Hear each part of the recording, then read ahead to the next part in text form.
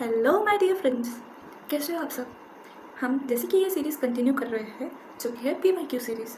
हमने अभी तक हिस्ट्री का पेपर 2 देख लिया है और हम अभी पेपर 1 बना रहे हैं। तो जैसे कि मैंने देखा है, मुझे पेपर 1 के लिए अच्छा रिस्पॉन्स मिला है। अगर आप चाहते हो कि मैं इसी तरह कंटिन्यू करूँ तो वीडियो देखते देखते चैनल को सब्सक्राइब करना मत भूलिए, क्योंकि मेरा मोटिवेशन ही वो है। यस, एंड ऑल्सो आज एक न्यूज़ है कि हम UGC नेट का भी पेपर 1 और पेपर 2 कवर करने वाले हैं। जैसे ही MH सेट हो जाता है हम UGC नेट को कवर करना स्टार्ट कर देंगे। तो इसी के साथ में हम आज का वीडियो यहीं पर स्टार्ट करते हैं। Without wasting much of your time, let's get started. यहाँ पर भी पेपर है हमारा 60 क्वेश्चंस का, जो कि 100 मार्क्स के लिए है। 50 क्वेश्चंस कंपलसरी है और 10 क्वेश्चंस ऑप्शनल है। ठीक है, सबसे पहला question, the main objective of teaching is to facilitate learning, to give information about unknown facts, to use teaching aids to simplify the content, to form good learning habits in students. The main aim is to facilitate learning. Facilitate learning. Option A, इसके ऊपर शायद से highlighter नहीं use करके आ रहा है, सो इसका answer है option A, to facilitate learning. यहाँ पर उन्होंने स्पेसिफिकली पूछा है मेन ऑब्जेक्टिव। ये भी सारे जो है जैसे कि B, C और D, they are also the objectives, but which is the main objective? It is to facilitate learning. Okay, next question, academic learning time does not depend upon. So question number 2, academic learning time does not depend upon content, difficulty level of content, time spent for learning, students attitude towards learning. तो यहाँ पर पूछा है does not, तो इसका answer है option D, students attitude towards learning. वैसे academic learning time ये इसकी एक स्पेसिफिक डेफिनेशन है। अभी मैं पूरी डेफिनेशन टाइप नहीं करूँगी, मैं आपको इन वर्ड्स बोल देती हूँ। ये डेफिनेशन है, the amount of time students are successfully covering content that will be tested. मतलब जितना टाइम स्टूडेंट्स यूज़ करते हैं अपना कंटेंट रिवाइज करने के लिए, एनालाइज करने के लिए और लर्न करने के लिए, ताकि जब टेस्ट हो तो वो एज सच उसमें कवर कर सके। इन शॉर्ट, टेस्ट के लिए, एग्जाम के लिए कितना बच्चा प्रिपेयर्ड है उसको बोलते हैं एकेडमिक लर्निंग टाइम। एंड इसके 3 सेपरेट वेरिएबल्स भी होते हैं, content overlap, involvement and success. मतलब कंटेंट ओवरलैप माने कि percentage of content covered for the test, student ने कितना कवर किया है सिलेबस या कितनी उसकी पढ़ाई हुई है। Then involvement, of course student का इन्वॉल्वमेंट काफ़ी ज़रूरी है, क्योंकि लर्नर का इन्वॉल्वमेंट ही तो सबसे इंपॉर्टेंट है। अगर वो पढ़ने में ध्यान नहीं देगा तो फिर क्या ही फ़ायदा। एंड सक्सेस, यानी कि एंड रिजल्ट, हमारा जो रिजल्ट आएगा, फाइनल रिजल्ट। यहाँ पर हमारा एंड रिजल्ट है MS सेट का रिजल्ट। वैसे ही एंड रिजल्ट जो भी एग्जाम के लिए, जिसके लिए भी पढ़ रहा है, उसका एंड रिजल्ट मैटर करता है।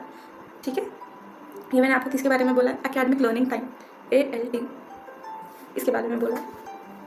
ओके, चलिए फिर हम अब आगे बढ़ते हैं। क्वेश्चन नंबर 3 मैं थोड़ा डिटेल में समझाऊंगी, क्योंकि मैं इसके लिए कोई सेपरेट वीडियोस नहीं बनाने वाली हूँ। मैं यही वीडियोस में एक्स्ट्रा नॉलेज भी कवर करूँगी। Yes, because I am also learner and I too have to study. Question number 3, dash is an essential quality of the best teacher?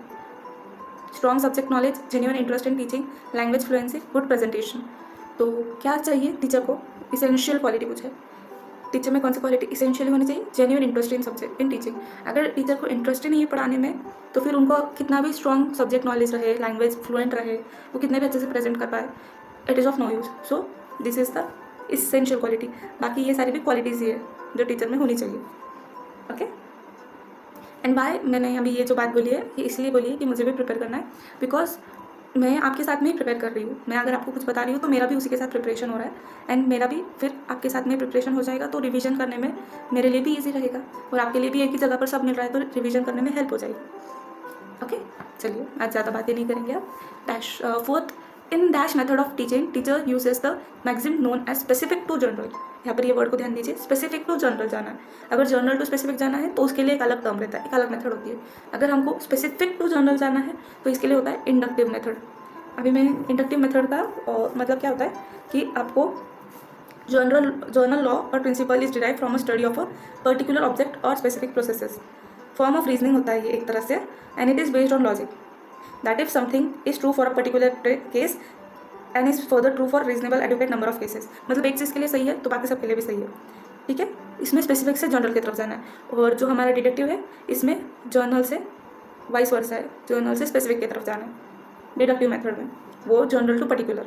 ठीक है, इसमें आगे हाँ, एनालिटिकल का भी मैं डेफिनेशन बता देती हूँ। एनालिटिकल का है अननोन प्रॉब्लम से break up the unknown problem into simpler parts, यानी कि अननोन से नोन की तरफ जाना, और जो सिंथेसिस है उसका उल्टा कर दो, फ्रॉम नोन टू अननोन, ठीक है, फ्रॉम नोन टू अननोन, फ्रॉम यहाँ पर अननोन से नोन की तरफ जाना, और फिर यहाँ पर नोन से अननोन की तरफ, यहाँ पर स्पेसिफिक से जनरल की तरफ, इंडक्टिव मेथड हमारा आंसर जो है, ठीक है। और डिटेल में चाहिए, इफ यस कमेंट में बोलिए, मैं आपको डिटेल में कमेंट में बता दूंगी, या फिर नेक्स्ट वीडियो में कवर करेंगे। Fifth, the selection of teaching aid depends largely on, selection of teaching aid depends largely on age of students, interest of students, age and motivation of students, educational level and age of students. Okay, तो age of students यहाँ पर भी दिया है, और interest selection किस पर depend करता है, educational level and age of student. यहाँ पर क्या पूछा है, selection of teaching aid, but obviously हमको बच्चा कितने साल का है, लर्नर कितने साल का है, और कितना इंटेलिजेंट माने लाइक अभी हम मास्टर्स डिग्री होल्डर है, तो हमें बेसिक नॉलेज तो हर चीज़ का होता ही है, वैसे ही उसके अकॉर्डिंग हम आगे की पढ़ाई करते हैं या हम आगे की चीज़ें एनालाइज करते हैं। तो वैसे अगर LKG का बच्चा है, UKG का बच्चा है, तो उसके अकॉर्डिंग टूल्स रहेंगे, एड्स रहेंगे। So that is the objective behind this question. वैसे टीचिंग एड्स कितने टाइप के होते हैं, टीचिंग एड्स टोटल 4 टाइप के रहते हैं, जैसे कि skill based teaching add, general knowledge teaching add, audio lingual teaching add और साइंटिफिक टीचिंग एड्स, ठीक है। स्किल बेस्ड जो कि like communication skill, critical thinking, problem solving के लिए होता है। फिर जो जनरल नॉलेज वाला होता है GK, जैसे स्किल बेस्ड का मैंने अभी स्किल बेस्ड बोला है, स्किल बेस्ड टीचिंग एड। फिर जनरल नॉलेज टीचिंग एड वो किसके बेसिस पर है, जैसे कि करंट अफेयर्स, न्यूज़पेपर उसका बेस्ट एग्जाम्पल है, जो करंट के अपडेट्स देता है कि आसपास में क्या हो रहा है। फिर ऑडियो लिंगुअल टीचिंग एड्स, मतलब जैसे कि 1 मिनट सॉरी, तो हम जो ऑडियो लिंगुअल टीचिंग एड है, ऑडियो लिंगुअल वो किसके लिए होते हैं, हमें कोई फॉरेन लैंग्वेज सीखनी है, समझनी है, उसके लिए ऑडियो लिंगुअल होते हैं। आर्मी मेथड भी बोला जाता है इसे, या न्यू की मेथड भी बोला जाता है, ठीक है। इसमें लिसनिंग, स्पीकिंग, रीडिंग, राइटिंग ये सब कवर होता है, बेसिक स्किल्स। और जो साइंटिफिक टीचिंग एड है, ये स्किल बेस्ड है, जो फर्स्ट वाला है वो स्किल बेस्ड है, इसको मैं कवर कर लिख देती हूँ अच्छे से, ये स्किल बेस्ड। और जो लास्ट वाला है वो साइंटिफिक है, तो साइंटिफिक में बट ऑब्वियसली हमें डेवलपमेंट किट्स मिलेंगे, ऐसे जैसे केमिस्ट्री लैब में अपैरेटसेस होते हैं, फिर फिजिक्स लैब में मशीन्स रहती है, तो उसी तरह के जो इंस्ट्रूमेंट्स एड्स होते हैं वो हमें मिलेंगे, ठीक है। ये है 4 टाइप के टीचिंग एड्स। अभी 6th question, MS Sindhu conducts a question answer session in her class to determine the abilities of student at the beginning of an academic year. This is termed dash assessment. तो नाम पर से ध्यान में आना चाहिए, formative जो starting में होगा, फॉर्मेटिव फॉर्मेशन के टाइम पर होगा, फाउंडेशन के टाइम होगा, ठीक है। वैसे डायग्नोस्टिक भी है, वो भी हम ना ड्यूरिंग भी करते हैं, सॉरी हाँ, फॉर्मेटिव ना ड्यूरिंग भी करते हैं, और इन प्रोसेस मतलब स्टार्टिंग में करते हैं और ड्यूरिंग प्रोसेस भी करते हैं। समेटिव एट द एंड होता है, डायग्नोस्टिक ड्यूरिंग होता है, और क्यूमुलेटिव भी एट द एंड होता है, मतलब चैप्टर के एंड में होता है, ठीक है। फॉर्मेटिव एक क्विक रिवीजन कर देते हैं।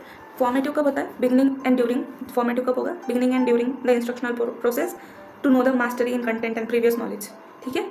फिर समेटिव कब होता है, एंड ऑफ द कोर्स और process to certify the learner, मतलब एग्जाम टाइप जो एग्जाम वगैरह होते हैं समेटिव होते हैं।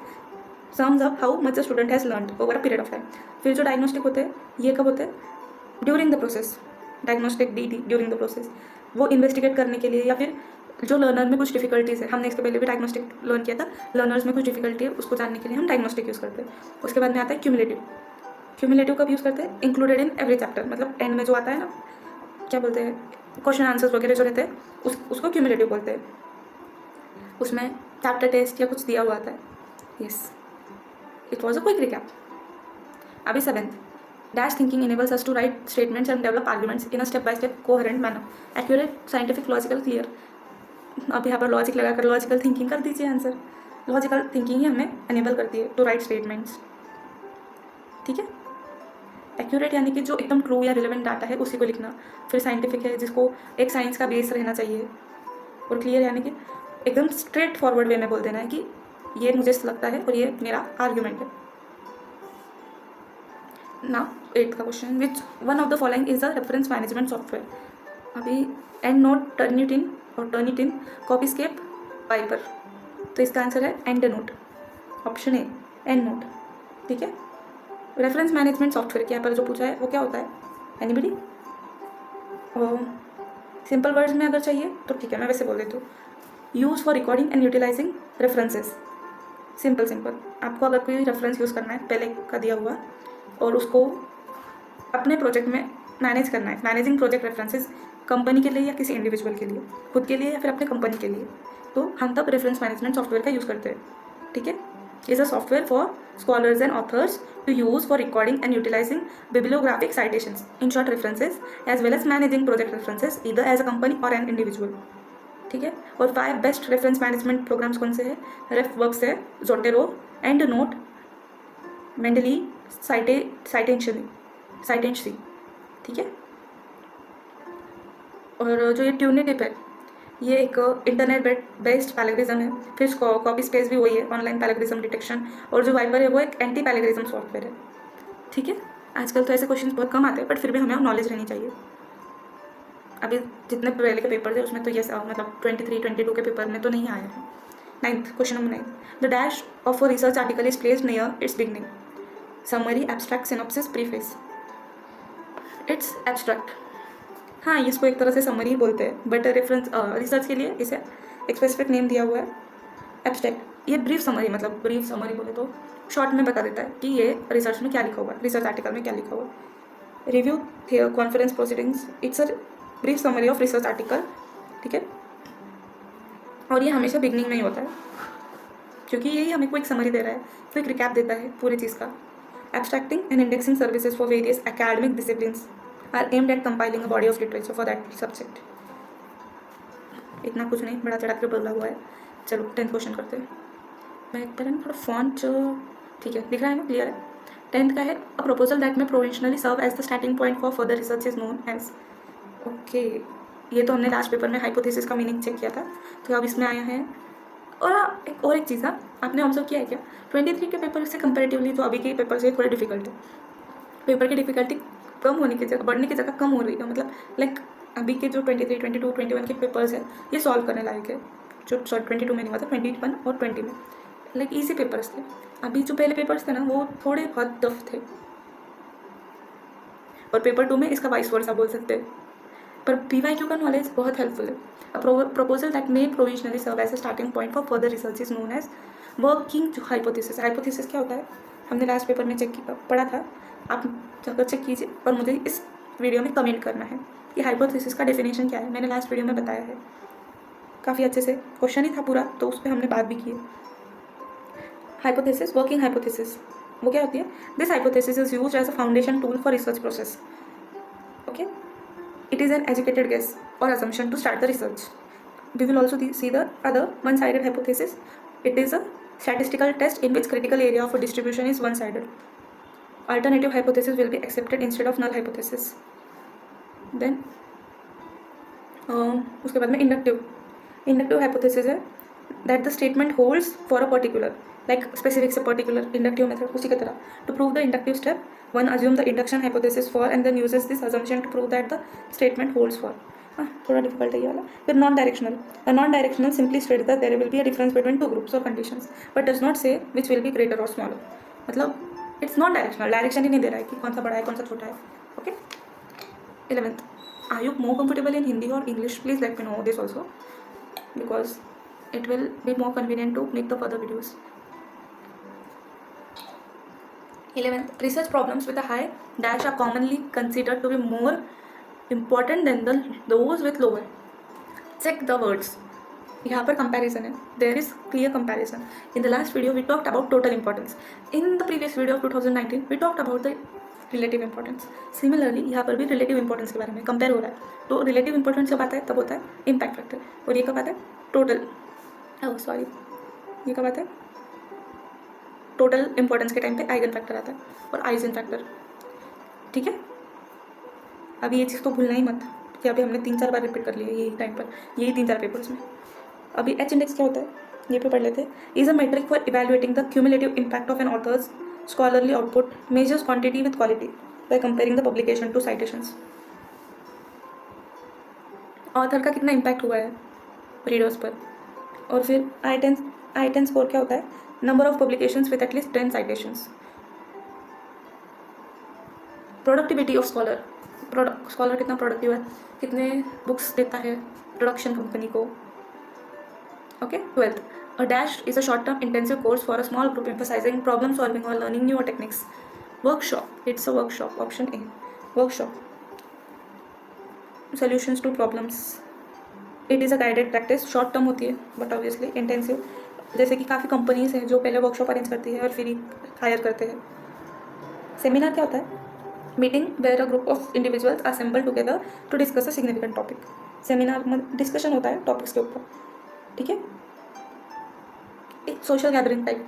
फिर summer school sponsored by schools होते हैं या फिर इसमें बेसिकली बच्चे को एक साथ लाते हैं और उन्हें ऐसी एक्टिविटीज़ वगैरह करवाते हैं जो उनके लिए हेल्पफुल हो. Provide lessons and activities during summer vacation, ताकि उनके जो करियर जो आगे तक के कोर्स है उसमें उन्हें हेल्प करे. ठीक है. Then refresher course. Okay, short course reviewing और अपडेटिंग प्रीवियस स्टडीज और training connected with one's profession. जैसे कि हम ये वीडियोस देख रहे हैं एज अ शॉर्ट वीडियो, ताकि हमें जो PYQ है उसके ऊपर नॉलेज रिफ्रेश कर पाए. सिमिलरली होते हैं रिफ्रेश कोर्स. ऐसी हर चीज़ को लाइफ से रिलेट करना चाहिए तो लाइफ पे इंटरेस्टिंग होती है और स्टडीज़ भी. हो आज का ज्ञान. The fall of Roman Empire in European history. मैंने आपको ये ट्रिक बताई थी कि जब भी पैसेज करते हैं तो पहले हम क्वेश्चंस देखेंगे और उसके बाद में हम पैसेज में सर्च करेंगे. The fall of Roman Empire in European history. अभी स्टार्टिंग फर्स्ट क्वेश्चन है तो स्टार्टिंग में ही उसका आंसर रहता है. In the Middle Ages is a period in European history from about 400 to 4000 AD. During this year, also known as medieval Europe, evolved from ancient to modern. Okay, collapsed in Western Europe during the 400s. After collapse, culture and society declined. After this collapse, तो हमारा पहला answer मिल गया. हमारा पहला answer मिल चुका है. Believed to be the decline in culture and society in Europe. पहला आंसर मिल गया. अभी next question. The period from 400 to 1400 AD. अभी पढ़ा हमने medieval period. Option B. The period of middle age, ये भी हमने अभी पढ़ा. Mark the firm control of king over. नहीं, ये पढ़ा नहीं हमने, हम पढ़ लेंगे वो भी. क्या पूछा है? मॉडर्न एज पूछा है ना. Dark ages. Middle ages was the time the Roman Empire was divided into many smaller kingdoms. Middle age के टाइम पे most king had little control over their kingdoms. As a result hundreds of vassals and with titles like prince, duke, count became independent rulers. Their territories were known as fiefs. Fiefs. They ruled like kings through the form of government known as feudalism. Under feudalism, a king gave a fief in return for vassals, loyalty, and service. The vassal promised to protect the king and fight in his army. Okay, king का protect करेंगे and fight करेंगे.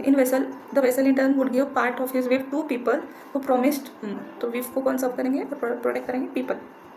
ठीक है. अभी हमने यहाँ पे देख लिया कि mark the firm control of king over his kingdom witnessed emergence. Yes, option B.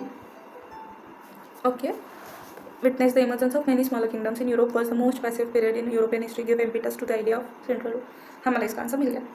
The provinces controlled by prince, duke और काउंट वेर नोन एज. अभी पढ़ा हमने फिफ्स. अजीब word, fiefs. Question number 16. Question number 17. In feudal system, the king were protected by vassals and the vassals were protected by the people. Correct. दोनों भी हमने अभी पढ़े. Both 1 and 2. Option C. According to passage, the main authority that kept the European society together. Okay, हमने ये नहीं पढ़ा है. C. यही पर दिख गया. The church was the main force that kept Europe together during the Middle Ages. Okay. So इसका आंसर है option C. Option C. Simple. The church. Now 19. In the context of Indian media, the entities represented by PCI, CBFC, NBA, ASCI are collectively called as. हमने last video में CBFC का full form देखा था. Central board for film certification. हमने उसके regarding details भी पढ़ी थी, तो मैंने उसमें बोला भी था. इसका आंसर है option C, media regulatory bodies. Option C, media regulatory bodies. Yes. PCI है Press Council of India. Then CBFC का तो बोला है Central Board of Film Certification. फिर NBA क्या है? News Broadcasters Association. और ASCI क्या है? Advertising Standards Council of India. Okay. Please turn on the subtitles ताकि आपको क्लियरली मेरे वर्ड्स समझ भी आए, सुनाई भी दे. ओके. और पढ़ते भी आए. What is Prasar Bharati? A private company owning TV channel or telecom company owning a large mobile network and advertising and public relation wing of central government. Autonomous body for public radio and TV broadcasting. Option D. Option D Prasar Bharati माने ही Doordarshan.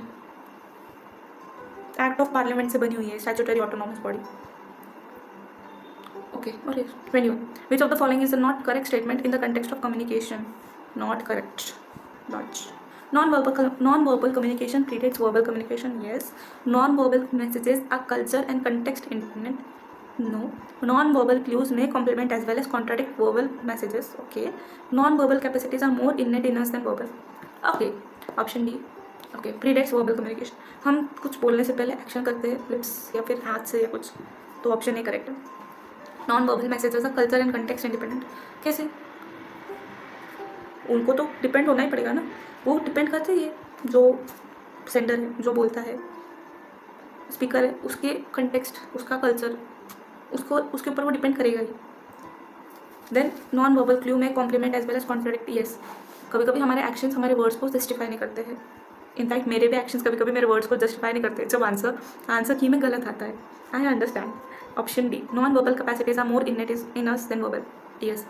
Usually हमारा verbal expressions, verbal words बोलने से पहले हमारे expressions आ जाते हैं, hand movements आ जाते हैं. So option B non verbal are not independent.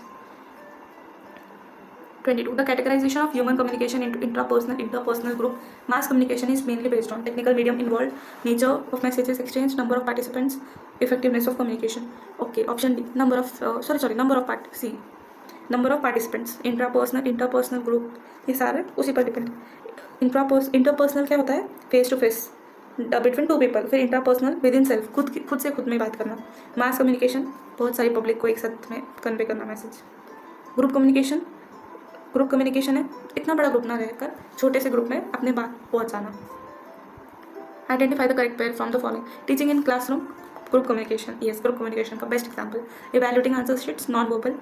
Teaching with power point, mass communication. Debating in classroom, phatic नया वर्ड है अभी, हम इसके ऊपर बात करेंगे.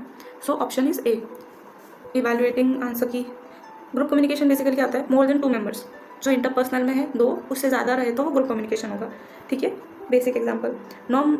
Evaluating answer sheets is not non verbal, क्योंकि उसमें नॉन वर्बल में क्या होता है ना कि messages are sent except for words in communication. मतलब वर्बल कम्युनिकेशन का एक पार्ट है कि उसमें ओरल या रिटन मैसेजेस दोनों होते हैं, पर यहाँ पर नॉन वर्बल कैसे नहीं होगा? इवैल्यूएटिंग आंसर शीट में रिमार्क्स देते हैं जो कि हो जाता है रिटन का पार्ट, तो इट इज़ वर्बल कम्युनिकेशन. ठीक है. Then teaching with power point, mass communication. ज़रूरी नहीं है, it is a part of teaching. क्या होता है यूजुअली? मोस्टली वो ग्रुप कम्युनिकेशन होता है, एक्सेप्ट हम जैसे मैं अभी ऑनलाइन टीचिंग कर रही हूँ तो वो होता है मास कम्युनिकेशन. मैं काफ़ी वैरायटी ऑफ पीपल को बता रही हूँ. But teaching with power point देखो क्या होता है वो मतलब कैसे रिस्पॉन्स सेम आता है. मास कम्युनिकेशन में रिस्पॉन्स जो है हेटेरोजीनियस आता है, कुछ वैरायटी ऑफ रिस्पॉन्सेज होते हैं. फिर डिबेटिंग इन क्लासरूम, पेटिक क्या होता है? इज वर्बल और non verbal, that has a social function.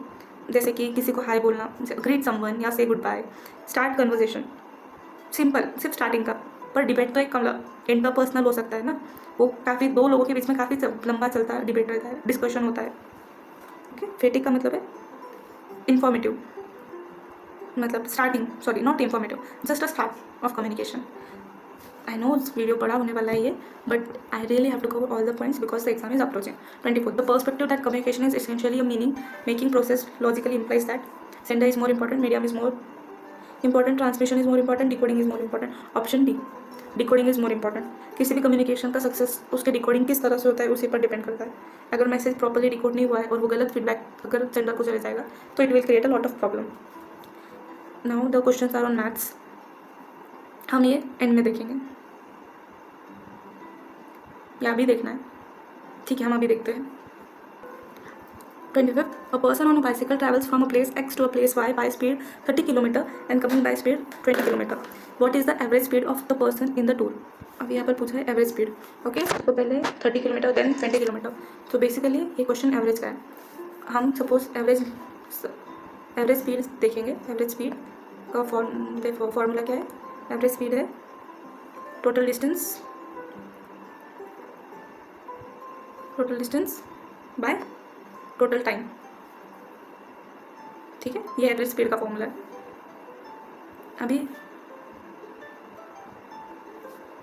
अभी हमको इसमें पुट ऑन करनी है वैल्यूज़। S1 S2 क्या है हमारे, वो उसके साथ में हमको वैल्यूज़ पुट ऑन करनी है। सपोज हमारा स्पीड कितना है, S एवरेज स्पीड जो है वो S है, is equal to x plus x divided by x by 30 plus plus x by 20। 30 और 20 क्या है, S1 और S2, जो हमारा total distance by total time वाला जो हमें निकालना है। और ये मैंने x बाय 30 और x बाय 20 क्यों लिखा है, क्योंकि स्पीड का फॉर्मूला क्या है, डिस्टेंस का फॉर्मूला क्या है, डिस्टेंस का फॉर्मूला है स्पीड अपॉन टाइम टेकन। मैंने कुछ गड़बड़ किया, ओके सॉरी मैंने, हाँ, हमें एवरेज स्पीड निकालनी है ना, तो हमने यहाँ पर क्या किया, वो जो हमारा डिस्टेंस का फॉर्मूला, डिस्टेंस को ऐसे मैनिपुलेट कर लिया, टाइम को डिस्टेंस बाय टाइम कर दिया, डिस्टेंस बाय स्पीड कर दिया। तो हमारा ये जो total distance by total time है, तो यहाँ पर टाइम क्या आ गया, total time x30 bye x20। हमारे पास जो speed S1 plus d upon S2 इस वे में, ठीक है। तो अभी हम इसको कंटिन्यू करेंगे। तो x by x plus x by, ठीक है, इसका आंसर आ जाता है 2x डिवाइडेड बाय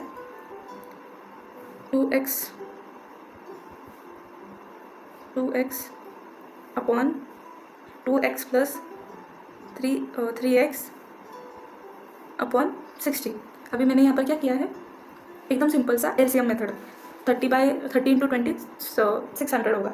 तो यहाँ पर हमने एकदम सिंपल वे में LCM मेथड किया है, जिससे कि हमारा 60 नीचे आएगा। फिर सिमिलरली क्या करना है, 120 मतलब ठीक है, मैं और बेसिक बताती हूँ। 60 into 2x divided bye 5x, जो 2 प्लस 3 हो गया 5x। तो 60 into 2x 120x upon 5x। 120 by 5 कितना होता है, 24। x कैंसिल, ठीक है। तो हमारा आंसर क्या है, 24, ऑप्शन ए। सिर्फ स्पीड का फॉर्मूला पता रहना चाहिए, बाकी कुछ नहीं चाहिए इसमें। 26 और डिटेल में मैं नहीं बताने वाली हूँ, इस अभी इतना बेसिक तो हर किसी को पता होगा। In city there are 50 squares, among this squares m squares are there, each of which is adjacent to odd number of roads, then which of the following is impossible for the value of m। ठीक है, ये इतना भी difficult नहीं है, सिर्फ question पढ़ा है। 50 squares including dead ends, among this m squares are there, each which is adjacent to odd number of roads, then the value impossible for m is, since it's given that m squares are there, each of which is adjacent to an odd of road, odd number को adjacent है।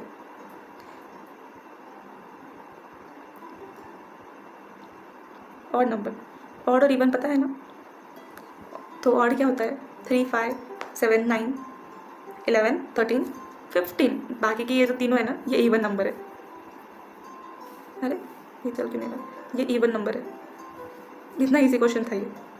Exam में सिर्फ बड़ा question दिखने से hyper नहीं होना चाहिए, टेंस नहीं होना चाहिए, थोड़ा पेशेंस के साथ, थोड़ा ठंडे दिमाग से क्वेश्चन सॉल्व करना चाहिए।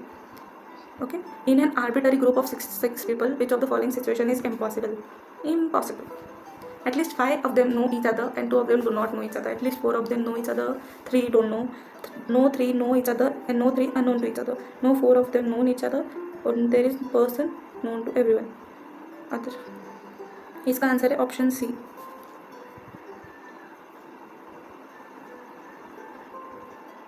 इसका काफ़ी डिटेल्ड में लंबा चौड़ा सोल्यूशन है, ठीक है। Are you interested in knowing this, I will let you. Question में हमको इम्पॉसिबल पूछा है, तो हमें बाकी के 3 पॉसिबल है ये पता रहना चाहिए। जैसे कि अगर हम सबको पहले जैसे दिया है, at least 5 of them know each other, 2 of them do not know each other, ठीक है। अगर A1 A2 A3 A4 A5 A6 ले लिया, तो A1 सबको जानता है, फिर A2 भी सबको जानता है, A5 जो है आखिरी में वो A2 3 4 6 को पहचानता होगा, फिर जो A5 है वो भी A1 A2 A3 को पहचानता होगा 4 तक, पर वो 6 को नहीं पहचानता है, खुद को छोड़कर और उसके बाद वाले को छोड़कर। At least 4 of them know each other and 3 of them do not know each other. Similarly वैसे ही जैसे A1 A2 A3 A4 A5 और A6 को जानता है, फिर A2 A3 A4 और A5 को नहीं जानता है, ऐसे वो एक दूसरे को नहीं जानते उसी वे में। फिर no 4 of them are unknown to each other, say exactly A1 जैसे A2 A3 A4 A5 को जानता है, and there is every other person who knows. अपना A1 है जो सबको जानता है। A1 को ध्यान में रखकर उसके आगे की पॉसिबिलिटीज़ कम करते जाने का, उस वे में ये क्वेश्चन। ज़्यादा डिटेल में मैं नहीं बताने वाली हूँ क्योंकि बहुत ज़्यादा time consuming. Let m be a 3-digit natural number such that the sum of 2 digits is 18 and the product of digits is 0, then which of the following is not true? सारे क्वेश्चन ऐसे ही, not true. Let m be a 3-digit natural number. Okay, 3-digit natural number, ये काफ़ी interesting question.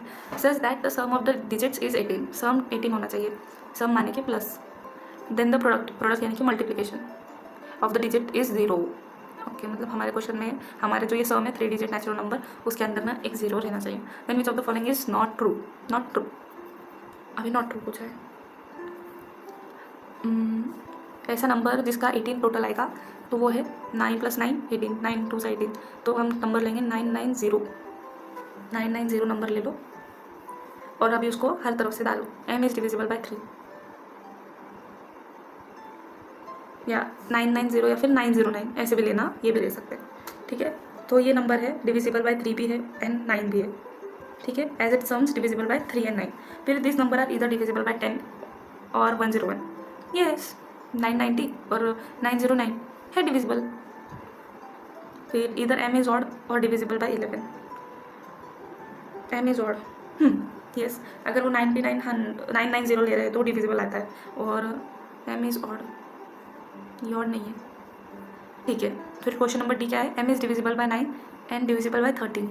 No, it is not divisible by 13, इसके लिए option D cancel, option D is not true.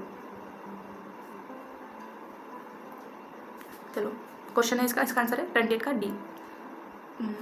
Another big question, ऐसा question से तो मुझे भी डर लगता है। लेट xn is equal to 1 + 1 + 2 + 1 + 3 xn is equal to 1/2 + 1/3 + +1 by n, that means x1 is equal to 1, x2 is equal to 1 + 1/2, x3 is equal to 1 + 1/2 + 1/3 and so on. Then which of the following statement is true? Is true. इसका answer है for any integer m there is an n such that xn is not greater than m. Yes, इसका answer है B. I am not going to give the solution because I am not comfortable in explaining this question. Sorry. A certain metropolitan area has population of 9 million, of whom 5 million live in city, 5 live in city, 4 live in suburbs. Each year only 20% of suburbanites move to city. Okay, 40% of city dwellers move to suburbs. Ignoring the effects of birth, death and migration, what will be the population of city after completing 2 years? Okay, total population कितनी है? 9. City में कितने हैं? 5 million, सबअब्स में 4 million, 20% है सबअब्स जो city में आ रहे हैं, सब अर्बनाइट्स यानी कि जो सिटी के बाहर रहते हैं on the fringes of the city, and 40% है जो सिटी से सबअब्स में जा रहे हैं। अभी let the total population area भी 900, people live 500 and people live in सब अर्बन 400, वो मिलियन के जगह पे इसको सिंप्लीफाई करने के लिए, ठीक है। तो अभी इसको ना थोड़ा कॉम्प्लिकेट, मतलब इन्होंने कॉम्प्लिकेट करके बताया। फर्स्ट ईयर में 40% ऑफ 500 जा रहे हैं, 40% ऑफ 500 मतलब कि 200 लोग जा रहे हैं, और सब अर्बन से भी 20% ऑफ कितने हैं? 20% ऑफ कितने मिलियन है? हम 4,000, तो 400, तो 20% ऑफ 400 का कितना होता है? 80, ठीक है। फिर अभी हम इसमें से निकाल लेंगे कि ये 500 में से 200 गए तो कितने बचते हैं? 300, और ये 400 में से 80 गए तो कितने बचते हैं? 320।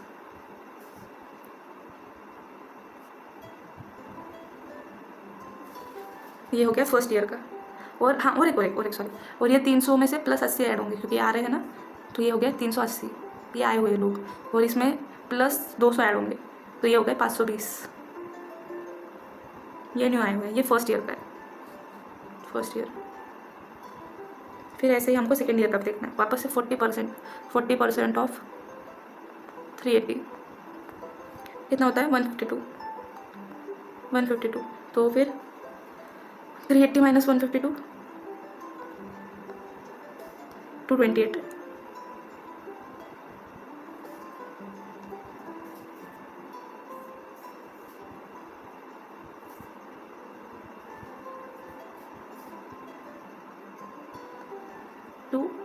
टू 28, अरे 228, अरे why this pen is not working today.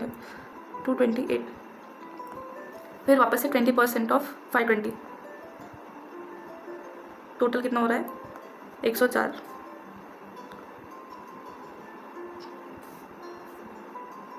520 का। तो फिर अभी इसमें 228 + 104 कितना हो रहा है? 332, जो कि हमारे सिटी में है, सेकेंड ईयर में। ये सेकेंड ईयर का केस है, ठीक है। तो हमारे पास में कितने मिलियन पॉपुलेशन है? इन्होंने कब कितनी पूछी है? सिटी में। सिटी में कितनी पूछी है?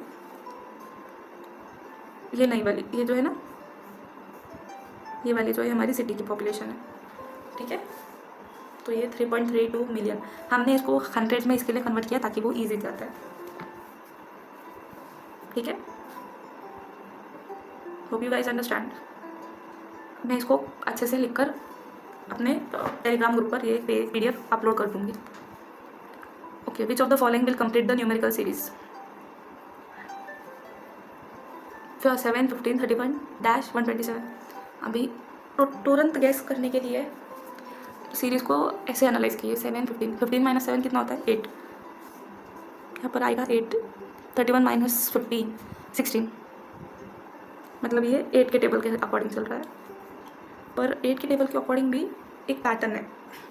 8 सा, 2 सा, 4 सा, फिर 8 सा।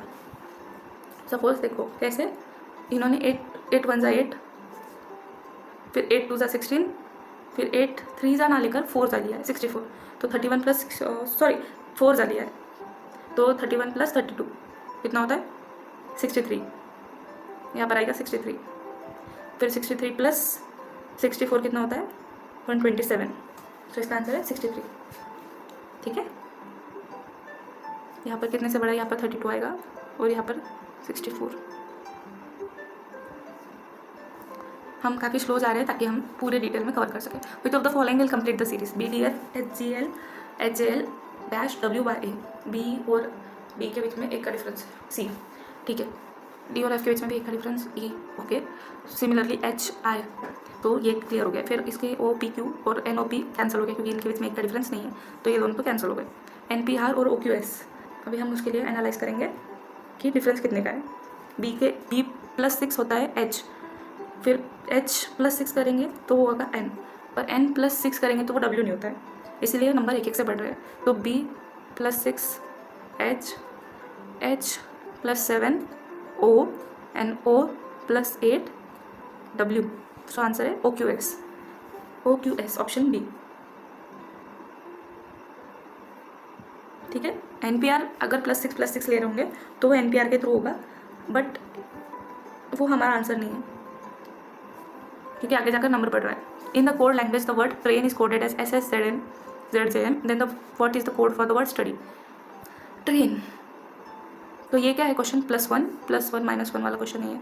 T - 1 S, R + 1 S, A - 1 Z, फिर I + 1 J, and N - 1 M। Similarly S - 1 R study, T + 1 U, U - 1 T, D + 1 E, and Y - 1 X, RUTEX, ठीक है। This is the answer. अरे it's not working, leave it. Option A। अभी वापस से ये सब logical के। Which of the following shows the correct relationship among players, students and girls? Option देख लीजिए पहले। इसका आंसर है option A, players, students, girls, ठीक है। अरे ऑप्शन अब question number 35। Ashok jumped higher than Mohan but not higher than Chetan. Haresh jumped higher than Krishna but not as high as that of Mohan. Then what is the correct descending? अब यहाँ पर descending पूछा है, last year के paper में ascending पूछा था ऐसे question. Ashok jumped higher than Mohan but not higher than Chetan, मतलब सबसे पहले आएगा चेतन। सॉरी पहले पूरा question. Naresh jumped higher than Krishna but not as high as that of Mohan, मतलब सबसे पहले आएगा चेतन क्योंकि वो सबसे हाईएस्ट है। But not higher, jumped higher than Mohan, तो फिर आएगा अशोक, फिर आएगा मोहन क्योंकि उसके बाद में कृष्णा है, but not as high as Mohan, तो Mohan then Krishna and then Naresh, CAMK, option B, sorry option C, Chetan, Ashok, Mohan Naresh Krishna. मैंने क्या गड़बड़ किया? ओह ओके ओके, मैंने नरेश को कृष्णा से पहले ले लिया। यस यस, यहाँ पर आएगा नरेश और यहाँ पर आएगा Krishna. Yes, jump higher than Krishna, Naresh jump higher than Krishna.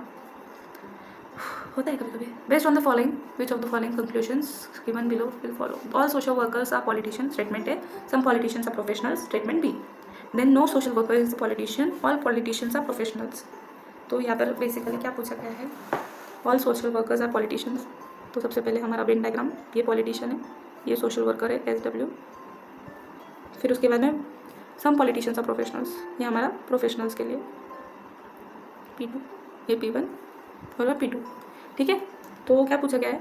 No social worker is a politician, ये कॉन्ट्राडिक्टरी है ना, यहाँ पर तो दिया है, तो one cancer. All politicians are professionals, not possible, वो प्रोफेशनल के अंडर में P थोड़ी ना है, तो इसीलिए ऑप्शन है D, नीदर 1 नॉट 2। अभी in the following diagram exports of 4 companies are given for 3 consecutive years। Direct question पढ़ते हैं। Over the 3 years period the company which has shown the highest variability in the exports, highest variability in the exports, C1 C2 C3 C4 for 3 years दिए, 23 13 14 15। ठीक है, यहाँ पर ये जो है ये इन करोड़ है, ये वाले जो है करोड़ में। C1 का C1 C2 C3 और ये C4, तो इन्होंने पूछा है highest variability C1 C2 C3 C4। ठीक है, पहले ये 60 C1 60 है, फिर 30 है डाउन, फिर से 50 है, 60 माइनस 30 प्लस 50। अगर हम सिर्फ इसको ऑब्जर्व कर भी देखेंगे ना तो हमें आंसर मिल जाएगा इसका। अगर हम कैलकुलेशन करने जाए तो ये काफ़ी बड़ा है। बेसिकली लॉजिक लगा कर ही हम सॉल्व कर देंगे इसका आंसर। कभी कभी लॉजिक नहीं लगता है तो हमें पूरा डिटेल में स्टडी करना पड़ता है, बट यहाँ पर लॉजिक लग जाएगा।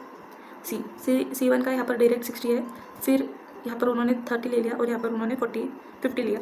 फिर C2 का 30 है, यहाँ पर भी 30 है और यहाँ पर 45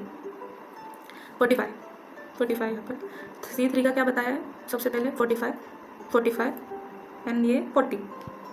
फिर C4 का 70 है, 60 है और ये 80। तो सबसे ज़्यादा वेरिएबिलिटी किसमें है? 60 से लेकर फिर 30 गया बेचारा C1, 30 गया और फिर 30 से फिर से 50, मतलब कि सबसे ज़्यादा वेरिएबिलिटी किसमें? C1 में, ऑप्शन बी C1। एक और ट्रिक बताओ क्या?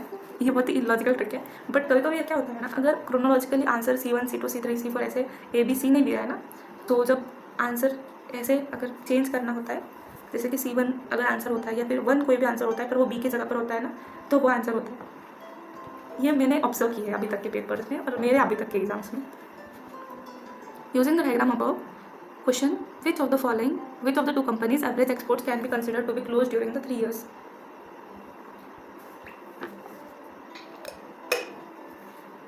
ठीक है, सबसे क्लोज किसका आएगा ये पूछ रहे हो। अभी हम डायरेक्टली कैलकुलेट करेंगे। सबसे पहले तो C1 लेते हैं, टाइप करते हैं, वो ज़्यादा क्लियर दिखता है ना। C1 है 30। ठीक है, मैं इसको थोड़ा ऊपर लेती हूँ, still not visible properly. C1 का पहले 60 है प्लस 30 और प्लस 50, अभी हमने निकाला था, तो 140/30 होता है एवरेज।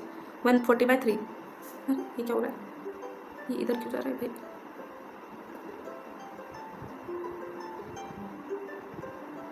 ओके, इसको थोड़ा ऊपर ही लेना पड़ेगा। ठीक है,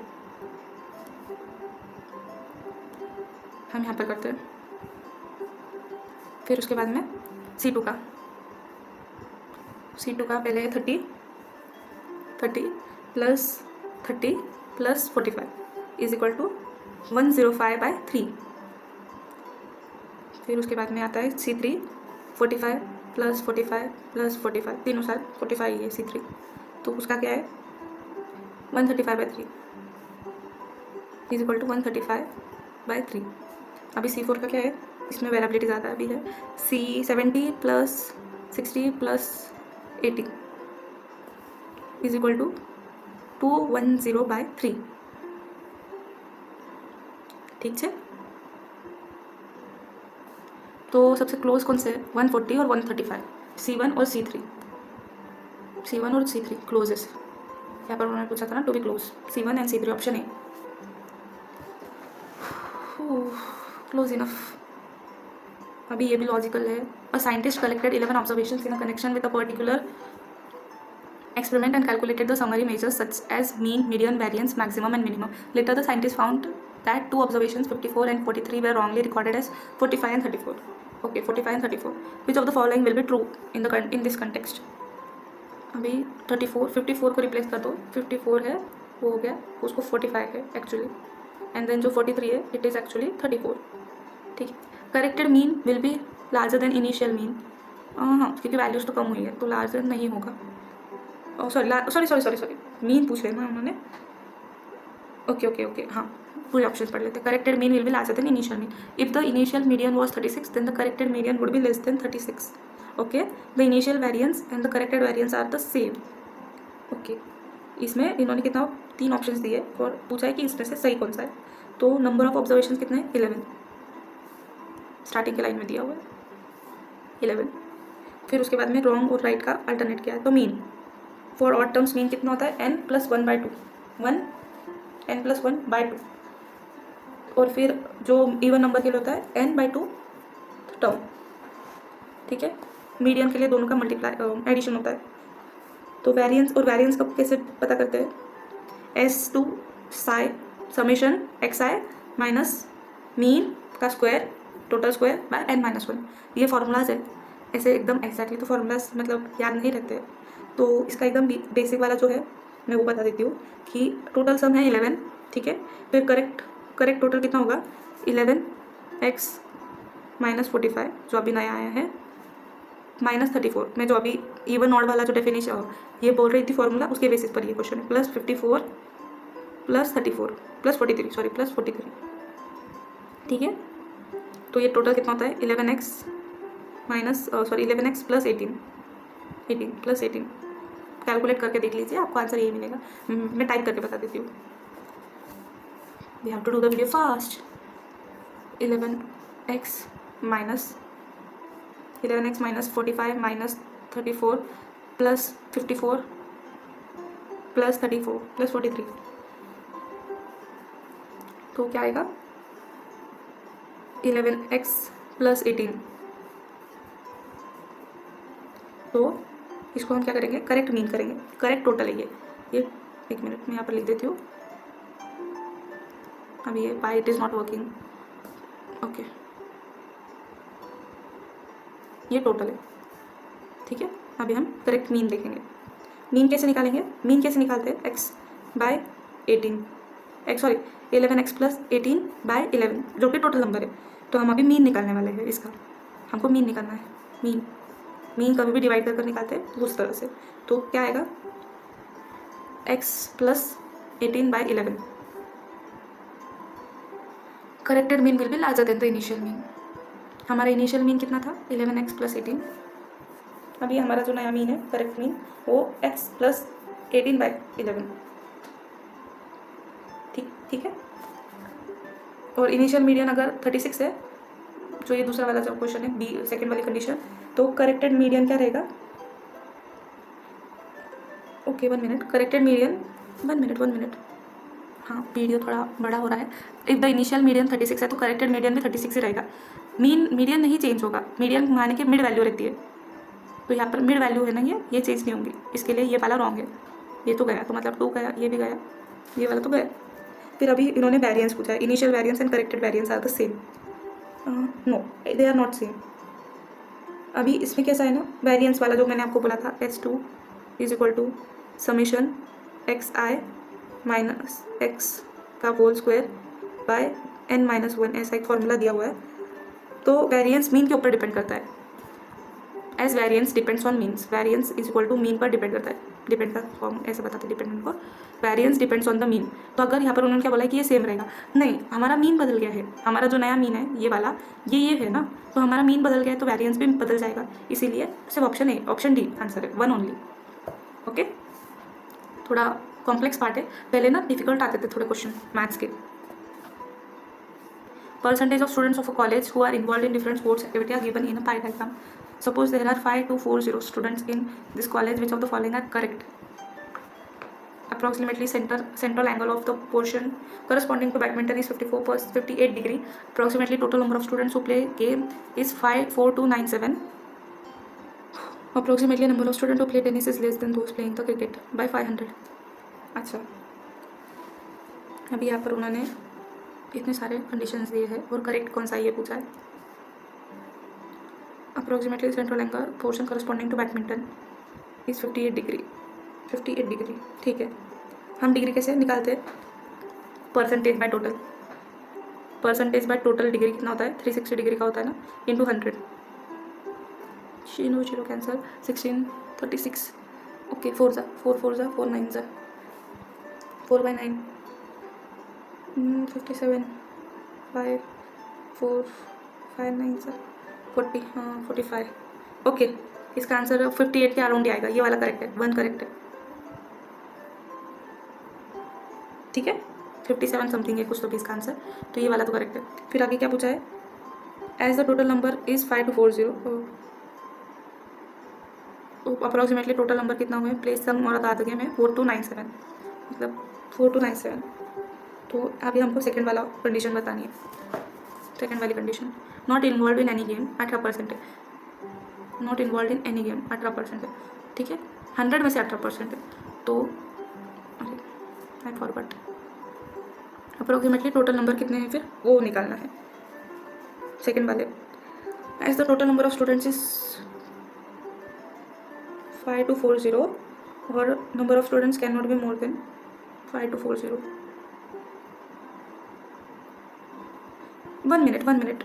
हाँ नहीं, मुझे एक्चुअली कॉल आज का था. Approximately total number of students who play some or the other game is 4297. Yes exactly, क्योंकि 18% है तो कुछ नहीं खेल रहे हैं, और जो बचे हुए कितने परसेंट बचा है? 82% है, वो कुछ ना कुछ गेम खेल रहे हैं. तो वो 82% 5240 का 82% करो, आपका आंसर इसी के अराउंड आएगा. 82%.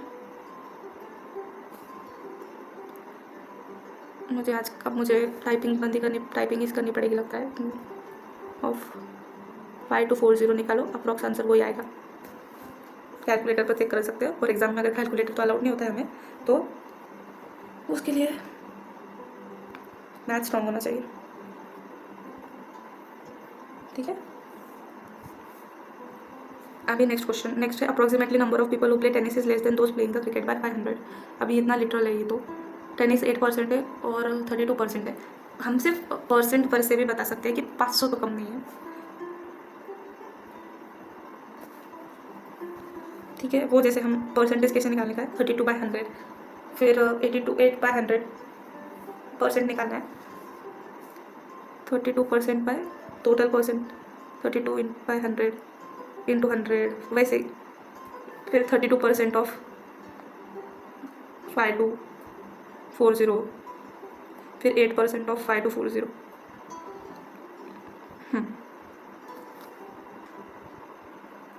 करो 32% ऑफ 5240, 61 समथिंग आएगा into 100.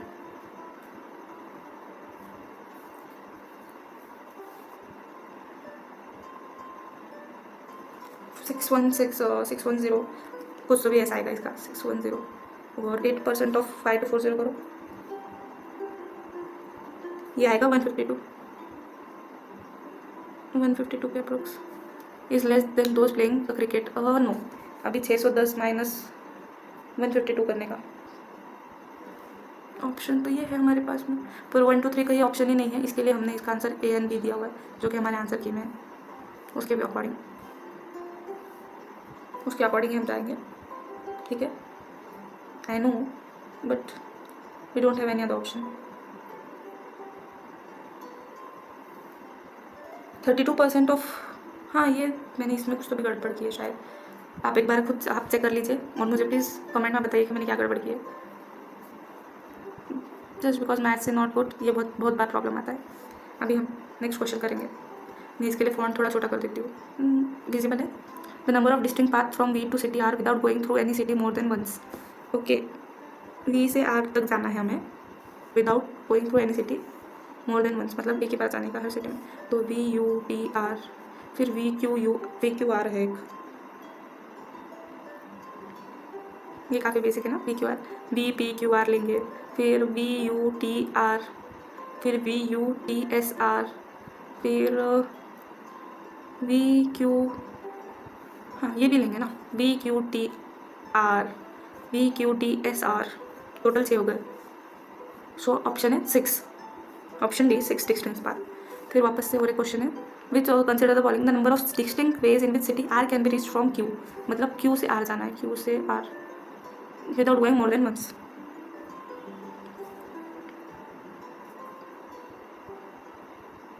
Okay okay okay. And हाँ, वन मोर थिंग, ये क्वेश्चन में ना एक और चीज़ है जो मैंने कंसिडर ही नहीं की थी। Suppose the road connecting T R got damage, T R नहीं है, फिर टी आर यहाँ पर टी आर नहीं यूज़ कर सकते। Okay okay okay, sorry for my mistake, मैंने क्वेश्चन प्रॉपरली रीड नहीं किया। तो V Q T, sorry T R नहीं जाना है ना, V U T S R, फिर वी पी क्यू आर, फिर वी क्यू आर, फिर वी क्यू आर, फिर okay V Q T S R, ये भी एक रोड है, फिर V P Q T S R, ये भी एक है, फिर वी क्यू टी आर, इसमें बताया हुआ है वी क्यू टी आर, और फिर V Q T S are. ठीक है, हमने इसका निकाल दिया। अभी हमको क्यू से आर जाना है, क्यू से आर जाना है, तो क्यू से आर, टी आर का रूट नहीं यूज़ करना है, तो ये डायरेक्टली एक है क्यू आर, पर ये तो पहले यूज़ किया है, तो हम क्यू टी एस आर, ये एक वे है, और फिर है Q P P U T S R, ये पूरा, ऐसे 2 वेज है, टोटल 2 वेज। ऑप्शन इसका क्या आएगा? 2, ऑप्शन डी 2। अभी फास्ट हमें ये क्वेश्चन कवर करना है। Which of the following full form what is the full form of HTTP in the context of internet? It is hypertext transfer protocol, option B hypertext transfer protocol, application for use for data communication, use by most website to access any file और page, किसी भी file या page को access करने के लिए use करते हैं। It is a request response protocol. ठीक है, next, identify the incorrect pair, JPG graphic file, TTF word text file, WAV audio file, XE executable file. Last paper में EXE का आया था, अभी इस पेपर में है TTF the word text file, उसका क्या आता है?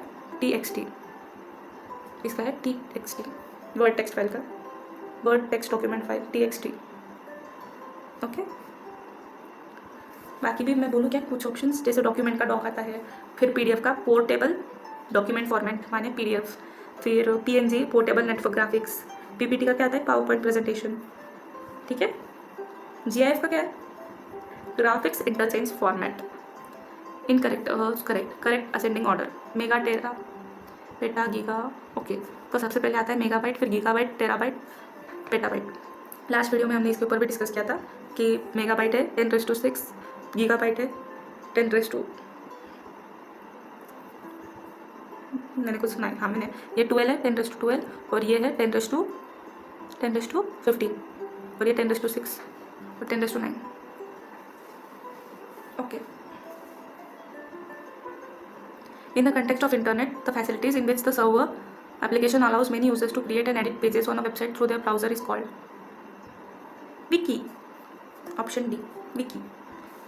It is a website that allows anyone to add, delete or revise content by using a web browser, multiple pages for subjects or scope of subject project.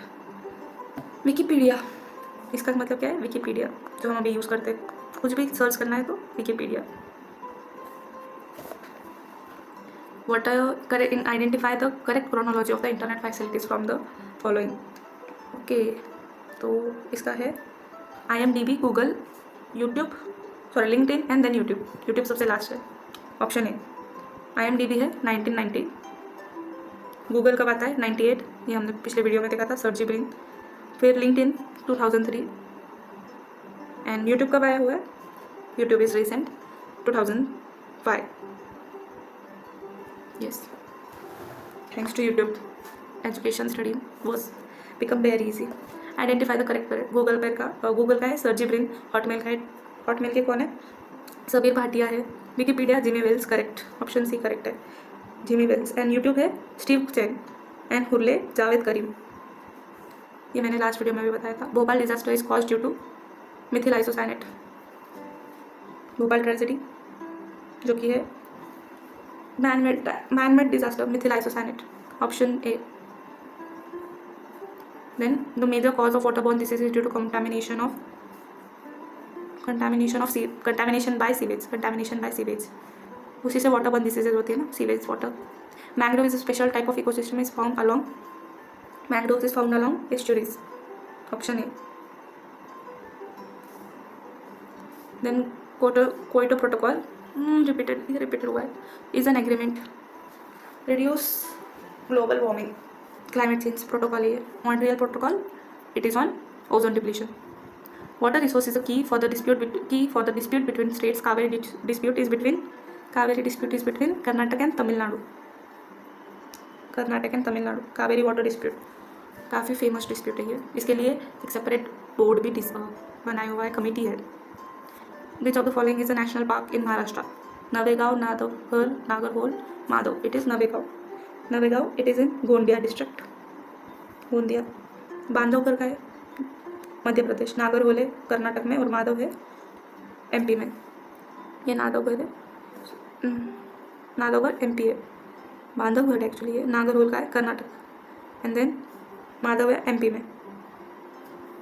ठीक है. Which of the following 5 pillars are expected in education policy 2016? Availability, affordable education, equitability, status and accountability. Option A. NEP 2016. अभी तो NEP 2020 काफ़ी important है हमारे लिए, उसका भी हमने अच्छे से रिवीजन करना है.